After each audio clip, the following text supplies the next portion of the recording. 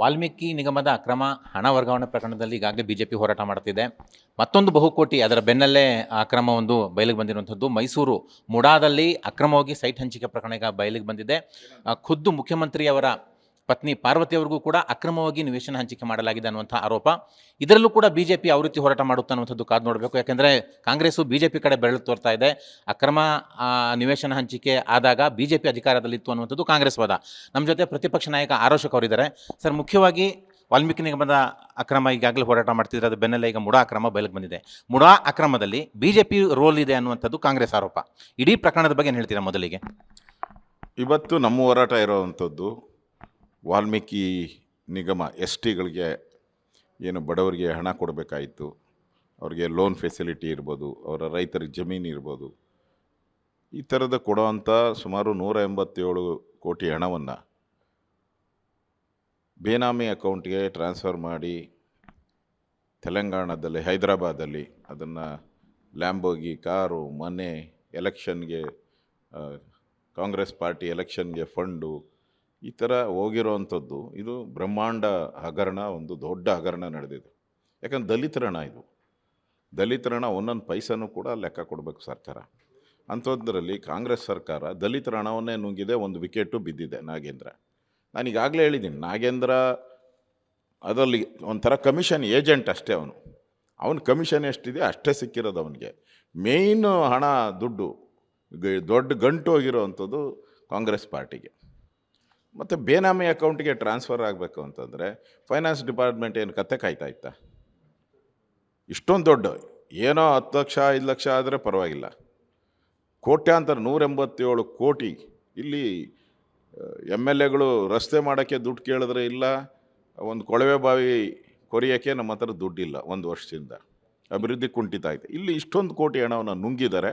ಈ ನುಂಗಿರೋ ಬ್ರಹ್ಮಾಂಡ ಭ್ರಷ್ಟಾಚಾರ ಕಾಂಗ್ರೆಸ್ಸಿನ ಹಿಂದೆ ಭ್ರಷ್ಟಾಚಾರ ಹಗರಣಗಳಿತ್ತಲ್ಲ, 2G 3G ಹಗರಣ, ಆ ರೀತಿ ಇದು ಒಂದು ಹಗರಣ.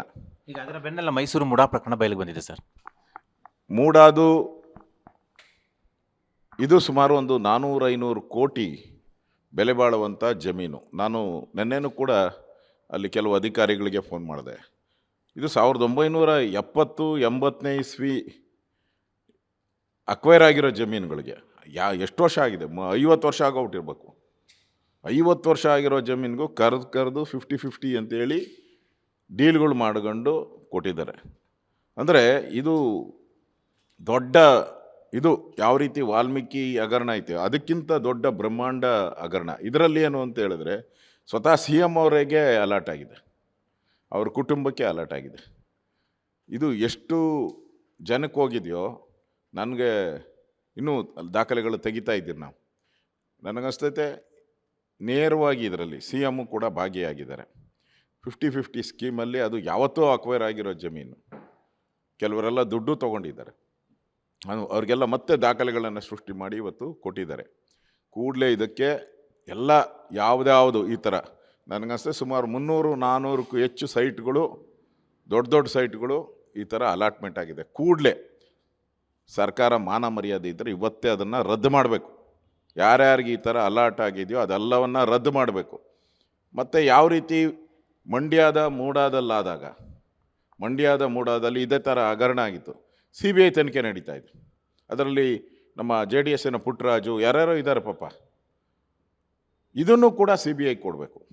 ಮಂಡ್ಯದು ಇದು ಮೈಸೂರು ಕಂಪೇರ್ ಮಾಡಿದ್ರೆ ಮಂಡ್ಯ ಸ್ಮಾಲ್ ಟೌನ್. ಅದು ನೀವು ಮಂಡ್ಯದನ್ನೇ CBI ಕೊಟ್ಟಿರಬೇಕಾದ್ರೆ ಮೈಸೂರ್ದು ಯಾಕೆ ಕೊಡೋಕ್ಕೆ ಸಾಧ್ಯ ಇಲ್ಲ? ಸಿದ್ದರಾಮಯ್ಯನವರು ಕೂಡ ಶಾಮೀಲಾಗಿದ್ದಾರೆ ಅಂತ ಆರೋಪ ಮಾಡ್ತಾ ಇದ್ದೀರಾ. ಅವರೇನು ಆರೋಪ ಮಾಡ್ತಾ ಇದ್ದಾರೆ? ಬಿಜೆಪಿ ಅವಧಿಯಲ್ಲಿ ಅವರ ಪತ್ನಿ ಪಾರ್ವತಿ ಅವರಿಗೆ ಈ ಸೈಟ್ ಅಲಾಟ್ ಆಗಿತ್ತು 50-50 ಆಧಾರದಲ್ಲಿ. ಅವರೇನು ಆ ಟೈಮಲ್ಲಿ ನಿಯಮಗಳಿದ್ದು ಅದರ ಆಧಾರದಲ್ಲಿ ಕೊಟ್ಟಿದ್ದಾರೆ. ನಮ್ಮ ತಪ್ಪಿಲ್ಲ, ಕಾನೂನು ಪ್ರಕಾರವಾಗಿ ಸೈಟ್ ಹಂಚಿಕೆ ಆಗಿದೆ, ಜೊತೆಗೆ ಬಿಜೆಪಿ ಸರ್ಕಾರದಲ್ಲಿ ಈ ಸೈಟ್ ಹಂಚಿಕೆ ಆಗಿರೋದು ಅನ್ನುವಂಥ ಸಬೂಬು ಕೊಡ್ತಾರೆ. ನೋಡಿ, ಅವತ್ತಿನ ಮೂಡ ಅಧ್ಯಕ್ಷ BJPಯರು ಇದ್ದಾರೋ ಕಾಂಗ್ರೆಸ್ ಇದ್ದಾರೋ ಇದಲ್ಲ, ಅಕ್ರಮನೇ. ಅರೆಸ್ಟ್ ಮಾಡಿ. ಅವ್ನು BJP ಏನಾಗಿದ್ದಾರೆ, ಅರೆಸ್ಟ್ ಮಾಡಿ ಅವ್ರನ್ನ. ನಾವೇ ಹೇಳ್ತಾ ಇದ್ದೀರಲ್ಲ, ಅರೆಸ್ಟ್ ಮಾಡಿ. ಯಾರು ನಿಮಗೆ ಅಲಾಟ್ ಮಾಡೋದಲ್ಲ ಮೂಡ? ಇಲ್ಲಿಗಲ್ ತಾನೇ ಇದು?